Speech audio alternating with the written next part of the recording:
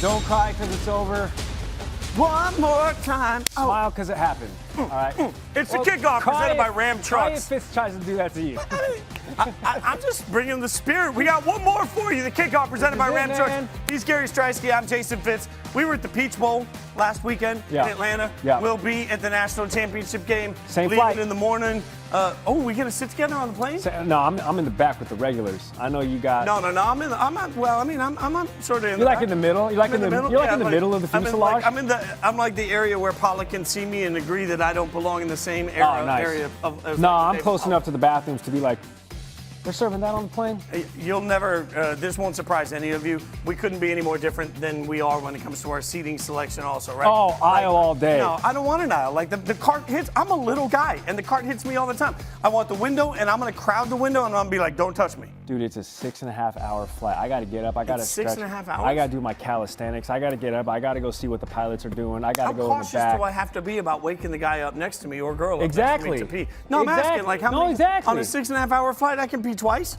See? Or 3 and then you times. have to stagger yourselves? Nah, give me the aisle. I used to really care about that. I used to be like, I'm not going to do this, and now I'm like, no, I am going to do this. But I'm up and about, but man, LA's going to be the move. TCU, no one expected them there. Georgia, we all expected them. How many times have we been wrong about TCU, and how many times? I mean, I started the year by saying Georgia was going to go undefeated and repeat as national champions. So I also started the year by telling you Alabama wasn't going to the college football playoff. Ow, I'm on a roll. Really went out on a limb with the Georgia pick there, Fitzy. Well, I mean, you weren't picking it. You weren't picking it. I wasn't going to be surprised that Georgia got there. Were we surprised that Ohio State played them so close? I was not surprised that Ohio State played them so close. Ohio State had everything on the line. The thing that blew my mind on the playoffs was that Michigan abandoned what Michigan does well, and they got into the just one taking thing. The rock and letting it go. And I'll say the same thing to Georgia. I don't think Georgia wants to get into a shootout, match you score for score, start getting into a situation where you're giving a big chunk yardage plays to one of the best wide receivers in the country. They are dynamic, TCU offensively. I think this is a moment where Georgia wants to slow this game down and just beat the snot out of them for 4 quarters. Quentin Johnston is back for TCU. Obviously, their defense took advantage of J.J. McCarthy with 2 pick-sixes. Vegas says it's going to be a 2-score affair. I don't think it's going to be that distant of a margin. Well, one of us is going to be buying steak dinner, the other is not, because we are on different sides of this one. We'll get you our picks later on, but there's the information you need to know. TCU seeking their first national title since Gary was born in 1938. He's old. Yep. And then obviously Georgia seeking to become the first repeat champion since 2011-12. The game, 7:30 p.m. Eastern on ESPN on Monday. This is what it's all about. And we got just 60 minutes to find out who's going to win this ball game. I need everybody eyes up. Let's take it back. Reflect real quick. How good can this team be? I have no idea. I think real good. There is something special going on. Let's go! I want to do something that's never been done. The defending champs are focused and ready to go. As far as history goes, you look at teams that play for national championships, typically they're not picked 7th in their conference. The magic continues for TCU. 60 minutes of hell, and that's the way we like it. Georgia is going to survive and earn the right to defend their national championship in LA.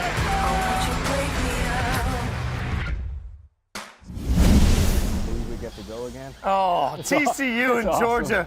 That's awesome. Built for success, presented by Ram Trucks. That's great. I mean, the national championship game every year, there are 2 things that are my favorite things to do with ESPN. Number 1, the NFL draft, I always love it. Number 2, the national championship. Every year, you just stand there and you think, I can't believe I get to cover this. You see a lot of talk about championships, and major sports really turn into corporate events. It's not like that for the college football championship. I mean, you have 2 diehard fan bases, wherever those fan bases come from, and it is just everything left on the field. Cannot wait to get into SoFi Stadium. We got the same flight tomorrow. We do early. You know who else always brings it every single time? Tell me. Spencer Hall joining us right now. Go. Spencer, here's the thing.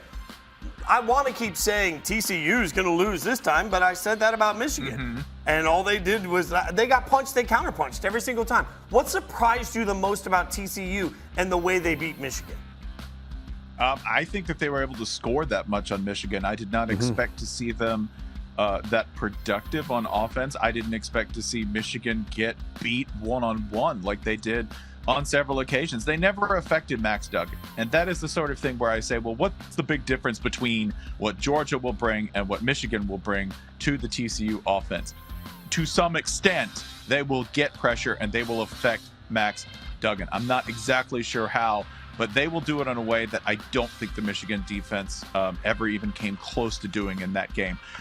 They got a shootout out of Michigan, which I think was a surprise to me in another respect, that Michigan scored that many points. TCU has won games in 1,000 different ways this season. They've had shootouts. They've had low-scoring defensive struggles. The one thing that I know you can't do is write them off. You can't. I know we'll want to. I know you'll look at Georgia's, I don't know, remember, if you want to be good, you just have to have the number 1, number 2, or number 3 recruiting class like every single year and just hope that you stack up enough dudes and win a title. It's a foolproof process if you can do it. It's still hard for anyone to write off TCU, even if the talent differential on paper is massive. Which is, again, so crazy when you hear Coach say that they were picked to finish 7th in the preseason polls. And Max Duggan, of course, wasn't even the starter to begin the season. You look at that graphic, he completed 14 passes in that Michigan game, which we sort of likened to, at that point, Argentina and France. And then, of course, Georgia, Ohio State happened, and they were like, oh, this is Argentina and France. But to focus things on the Heisman candidate, back to Max Duggan, 4 total touchdowns against Michigan. Spencer, what are you expecting to see from him against Georgia? I think he's still going to be productive because, one, I think we've seen that if you're going to make any kind of headway against this Georgia defense, that you're going to have to do it through the air, and it's totally possible. I know Ohio State is an outstanding attack. I know that they have Marvin Harrison Jr. and company at wide receiver. That is world-class opposition. However, I think that you've seen that Georgia will allow some yards through the air. Not much on the ground. That's going to be pretty brutal for them, but through the air. And I think TCU is okay with that. Remember, this is Sonny Dykes. Sonny Dykes is like air raid OG, pass first, go for it on 4th down, give me the ball at all costs kind of dude. They're fine with that. I think that in that sense, if you want to look for one matchup where you say, okay, TCU is totally happy with the way this is going to go, they're totally fine with that offense's passing attack versus Georgia's secondary. Even though, and I say this just because you're going to watch, there's 2 things you need to know about TCU, okay? One, nothing that happens in the first half is really going to matter. It won't, all right? That's just not the kind of team they are. I know that you might be thinking of some teams where you go, they come out and they make a statement. TCU kind of comes out and figures things out. And then they really start to turn it on in the 3rd and the 4th quarter once they've made their adjustments and they see what you are doing. The second thing that you need to know is this, okay? That they're fine with however it goes. They are really fine with however the flow of the game goes. Georgia's going to have a plan. They're going to try to dominate up front. If that goes sideways, then I think it's advantage TCU. So let's take a look. You mentioned dominate up front. When Georgia has the ball, Stetson Bennett, this Georgia offensive line, one of the most interesting things to me is that Michigan never had an answer for 3-3-5, the style of defense that TCU was playing. They couldn't figure out where the backers were coming from. They were lost. What can Stetson Bennett do against that defense, particularly to put their offense in a better situation for Georgia? He can hand the ball off. That is the handiest thing to do against the 3-3-5. Football is a simple sport. The 3-3-5, if you don't know, that 5 and that 5 sounds like a lot. It is. It is a very confusing look, and it can be a very confusing alignment for a quarterback trying to make their reads if they're not accustomed to it and haven't seen it a lot. So one way to simplify that is this. I hand the ball off a lot, and I throw play action where I know I'm going to get man to man, and I know that my man is probably better than their man. That's the thing that I think that they can do. Let's flip that on its head a little bit. I think that after 2 straight years of disrespecting Stetson Bennett on the national scene, which I feel like nobody still gives him enough credit, then pay him the ultimate respect of building your defensive game plan around affecting him. You know Georgia's going to get theirs on the ground. That's fine. Try to affect Stetson Bennett. Try to make him make mistakes, okay? Pay him the respect he deserves, and you may have some success. Gary, he mentions run the ball. Still the most shocking thing to me is that Michigan, even when that game got close in the 4th quarter, just seemed to abandon the one thing that I thought gave them a huge advantage. I'm just saying. This is what got you here. Stick to it. Hey, the micro storyline, of course, here is Kirby Smart and the Dogs. They can go back-to-back. Spencer, quickly, what's the macro storyline here if Georgia pulls it off? not pulls it off as if they're underdogs, but if they take care of business as a lot of people, including Vegas expects them to do? I think that is the completion of the full shift towards Georgia being, I don't want to use this phrase, but it's happening, boys. We're just going to have to leave with it. They're the big dog now. There it is. In the SEC. There it is. Yeah, I said it, but I'm going to go ahead and take that low-hanging fruit. This is a power shift from Georgia to Alabama. I think most people are already there, but if you're a hop-on, if you're a walk-on, if you're a casual, and you want to go, oh, hey, who's in charge in the SEC now? It's clearly Georgia. Clearly Georgia. However, you can see that is a hard row to hoe. Back-to-back is hard. I think it's just mentally hard to do that and to carry that momentum forward just mentally, and to take everyone equally seriously. And I think that's where the danger comes in for Georgia, because there is no way they can be taking TCU seriously enough. There's just not. It's not possible. They cannot look at TCU and see someone who is on the same level, who is on par with them. I know that they say that, and that it cannot be true. All right. I know that they take every opponent seriously, but at this point, nobody's 100%. That goes both for injury and both for the amount of mental energy you have. Okay. Think of yourself at the end of the night. Okay. Think of yourself when you go, am I going to work out, or am I going to eat this bag of chips? Right now, every college football team is at the 9 p.m. I'm going to eat this bag of chips stage. Okay. Whether they like it or not. So if they do manage to repeat, it's going to be testament both to the sheer amount of talent that Kirby Smart has piled up in Athens, but also to their ability to stay focused. Real quick, before we get you out of here, what's your prediction for the game? I'm going to go ahead and do, oh boy. I'm going to go ahead and say 34. Let's give TCU a weird score at 32. Let them cover. 34-32. Woo! Okay. I love it. I love the fact that he thinks it's going to be close. So you guys can check him out, obviously, on SEC Network. Follow him on Twitter at EDSBS, as in Every Day Should Be Saturday. Spencer Hall, always appreciate your time, my friend. Thanks for hanging out with us. Peace out, Spence. Thanks, y'all. You know who we get to hang out with in a couple Tell of days? me more. Christine Williamson. Pretty She's fired up about that. Christine and Harry, conference call us. I don't believe it until I see it.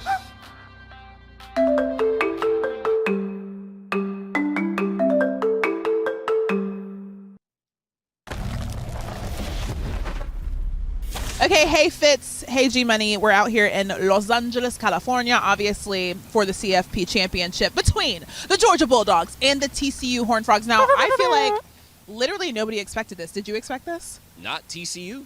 No, absolutely not. And I mean, I think they're like the lowest odds team participating in the playoff, or even just any national championship over the last 20 years. Right. I think the next lowest was Cam Newton's Auburn team, which obviously we don't think of them like that. That's true. Because he was so dominant that year. Yeah, for sure. Is Max Duggan as dominant as Cam Newton was for that Auburn team? No. What? That's your simple answer? You don't think Max Duggan can take this TCU team to a championship? I didn't say that. Okay. But the question was, is he as dominant as Cam Newton? He's not Cam Newton. We understand that. He's not Cam Newton. Okay. So do you think that he can lead his team to defeat the Georgia Bulldogs? I do, actually. I mean, so here's the thing with these two teams. To me, Georgia has had two tests this year, one being Ohio State that we just saw. And do you remember the other one? Missouri. Oh, yeah. Which, like...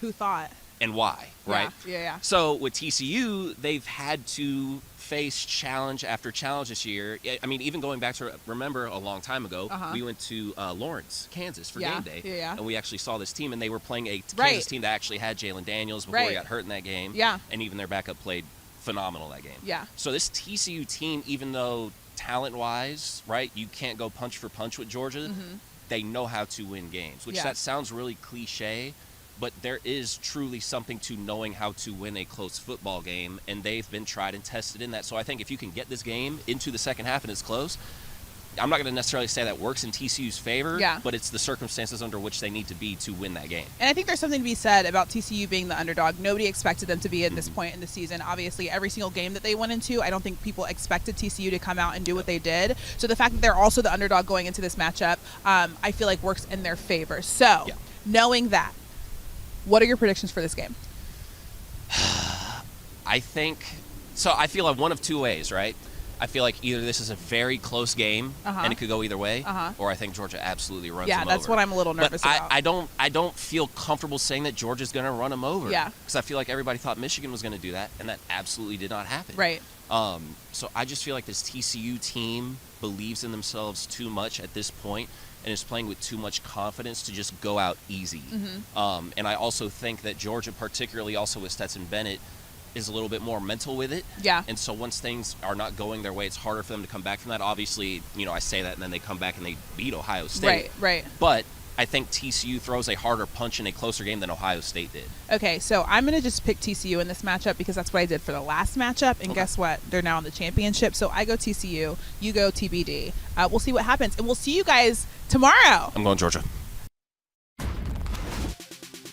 That's right. We're just days away until the finale of the 2022 college football season. We'll be live from L.A. at SoFi Stadium for countdown to the college football playoff for the national championship between TCU and Georgia. I don't want to brag or anything, but over 2.5 million people watched the semifinal episode alone. You do not want to miss it. We're stacked. Smart All people. your favorite hosts from this season on the hour-long pregame show and Striewski and I. We'll be there too. 6:30 to 7:30 p.m. Eastern. Set your reminders. Come hang out with us wherever you stream ESPN. Look, you think 50, I'm telling you, there's way too many people though. I don't think y'all need me. No. If anybody's taking the weekend off, it's tap me in off the bench, bro. You know it's the end of football season when we're both like, y'all don't need me. I'll just follow. Hawk's making his return, man. Oh man, Hawk, that's going to be a delight. Speaking of delight, you think Georgia and another type of TCU are bird, having great years? Oh, look at that. Jordan Davis, country singer extraordinaire, joins us right now. Jordan, let's start with the most important part of this. I know how much you love college football. You've been out on the road all fall, though. So what's your favorite college football memory from this season stands out to you? Oh, gosh. The LSU football season, the entire season. Mainly because, obviously, first year, Brian Kelly coming in, I think, with a lot of pressure. And as the fan base a little uneasy on whether or not that hire was right. And I got to say, that bowl game was pretty awesome. So, bowl game was a great cap. But the whole LSU season for me was special. Which was pretty incredible, Jordan, because you guys stumbled a little bit out of the gate, and then towards the end of the regular season, there was so much conversation like, hey, is this LSU team going to be the first two-loss team to make it into the college football playoff? So you guys, if not for nothing, you guys created the noise, you created the buzz, and we'll see where you're at next year. But as we've established now that you're an LSU guy through and through, where do the allegiances lie heading into the national championship game? Is it all TCU because you don't want to see them dogs on top again? Or is it at this point you got to show a little bit of conference allegiance? Yeah, I'm definitely an SEC guy. So I'm pulling for Georgia. And in all honesty, I think Georgia's a better team. And also, I have a really, really bad tweet that I'm really trying to kind of erase. A tweet about TCU not being one of the best teams in the country that didn't age so well. So I'm definitely pulling for Georgia in this one. And a lot of that is, though, it's the SEC allegiance. Jordan's just waiting for the moment where he can quote tweet himself and see, guys, I told you so. Oh, my God. Well, and by the way, that only reminds you that he's ready to take our jobs. And being wrong, that's part of what we rely on. Yeah, hell right? yeah, man. That's You're ready. We're ready to predict all this stuff. Now, one thing I know is that in the country music community, there's plenty of Georgia fans, and they are let's just say they're not the quietest about their talk when they're doing well. So who's going to blow up your phone in the Natty as Georgia plays if they win the national championship? Who's blowing you up that you know is going to have something to say? Luke Bryan. Are you kidding me? One of the biggest Georgia fans out there. Yeah. and I have so many people that I work with and close friends in Nashville that if I hear "Go Dogs" one more time, I'm going to lose my mind. But hey, they're on top right now. They're the best team in the country, in my opinion, for a reason. I think they got a great program. But yeah, I have a feeling that I'm probably going to be getting a message from Luke Bryan if Georgia comes out on top again. Which is so funny, right? He's like, yeah, I know we did buy dirt, but let me tell you what you're going to go do with some sand. All right, Luke? Let me let me have this moment. Hey, Jordan, while we're looking ahead to Monday, let's look ahead now to next month. February 17th, Bluebird Days, man. Can't wait for that album to come out. What are you most excited about over the project? Well, man, I think this has been, a project that I think for me as an artist, growing and being vulnerable and honest in songwriting is something that it's really important to me. So I think this is the most honest I've ever been in writing. There's some topics on this record that I covered that I never dreamed in a million years I thought I would write about. But I think that's what we're called to do as songwriters, and I think that's something I did on this record. So I really hope that connects with my fans, and I think that it's really helped me get down a good path in my future writing. So I'm just really proud of where I think this record's gonna take me. That's fantastic, and I know that we can't wait to hear it. And as you're mentioning, giving a peek behind that sort of personal curtain to all of the listeners, where are you at right now? Set the scene for us, Jordan, because wherever the hell you are, it looks cold. Yeah. It looks like you're doing something blue collar. Man, I'm in Woodruff County, Arkansas. We've had a duck camp down here for 4 or 5 years, and duck hunting has been a passion of mine since I was a kid.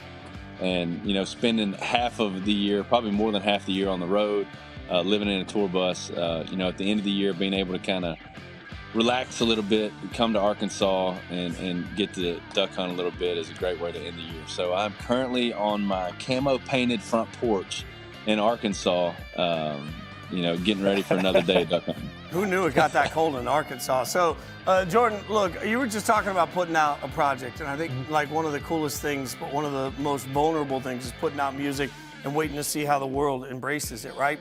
Buy Dirt. Was that for you? And obviously you had Luke with you on that one. What's it mean for all the years of struggling, all the years of trying to make it? What's it mean to get the accolades specifically that you got from that song? I think obviously Buy Dirt was a huge success for us. And, to say that I won the CMA Song of the Year is crazy. That's something that you never even think about having as a goal when you move to town, because it seems unattainable. But I think for me now, it's that song has just allowed me to be, more vulnerable in writing. That's a song that came from my grandfather's advice that he gave me a long time ago. It's a song that I wrote with my brother and 2 of my best friends. I think it just kind of opened up a door of being honest and being real in songwriting is what fans want to hear. And I think that's the biggest takeaway I got from Buy Dirt. Outside of all the amazing things that have happened because of that song, that's the thing that really kind of struck with me. All right, you got Georgia in this game, Jordan? I do. I knew you were going to say Georgia that. to cover. Georgia to cover. Look at that. Now follow. Hey, good teams win. Great teams cover. The 12.5. There's an alter ego happening. I'm just saying, if you follow Jordan on social media, you'll see some of that. Like, my guy, when he says to cover, he's taking that seriously now. Right. He's out there in the game. The books are open in Arkansas. Absolutely. Gotta love where we are. My friend, I appreciate you so much. Congratulations on all the success. Happy New Year. Can't wait for the new record. Thanks for joining us. Hey, thank y'all so much. Good to see y'all. Man, it's always great stuff from him. In the meantime, for all of the fun we just had, that could have made the best of, we have some of the best moments from the kickoff this year. I hope I'm How do you settle just on a couple? Mostly it's just these looks. He's Gary Striewski. I'm Jason Fitz. This is the kickoff. We had this idea. We figured, why not play the part That's never a good thing. Yeah, that's when it comes to you. All right, Gary. Who's Gary? Yeah. I think with Khalil Mack, I'm going to truck him. I'm trying. I feel like that.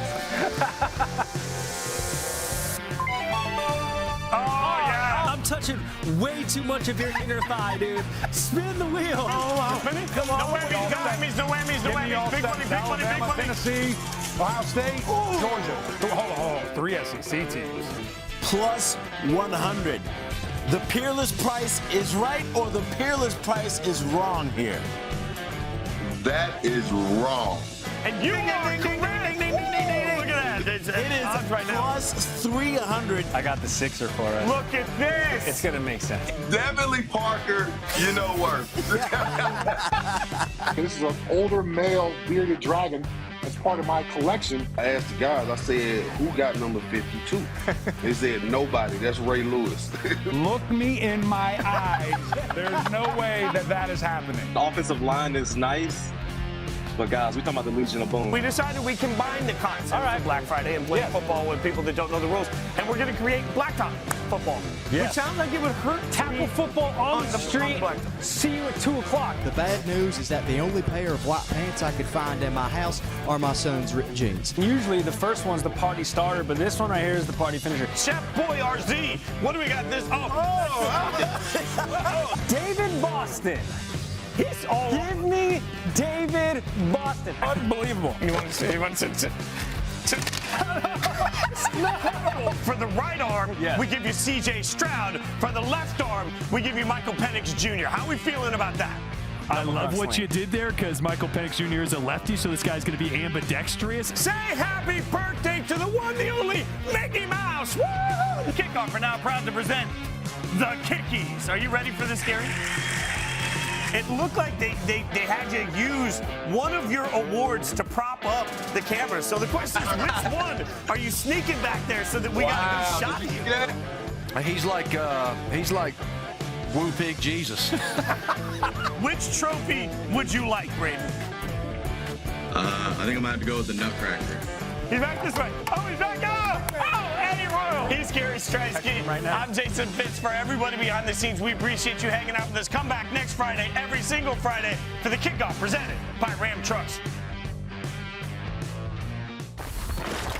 We had some moments. We had some glorious moments. Shout out to Joey G, the producer extraordinaire. Yeah. Like, I just realized we had a lot of guests this year. But also, not too many shout-outs for Joey G because we're going to save the shout-outs for the end of the show. Oh, well, I mean, I was just. But we can put him on it. We can By the way, we can put Cousin on an island. I mean, what are we doing? Okay, so as we mentioned earlier, we were at the Peach Bowl in Atlanta, although it should be noted that awesome. once we finished our show, Gary left completely and I never saw him again. So I don't know what he was doing. That's erroneous. But don't use words you can't spell. In the morning. Don't use words you can't spell. I was sitting with Harry Douglas watching the end of our classic game. Got a bunch of classics. Allegedly. And whenever you see a classic, especially, you know those moments are going to be captured. And I thought we could bring maybe a little bit of my former music Some of those life into moments this. Were staged. Staged moment. I'm just saying, maybe what we could do is turn some of those moments into album covers. Wow. Look at this.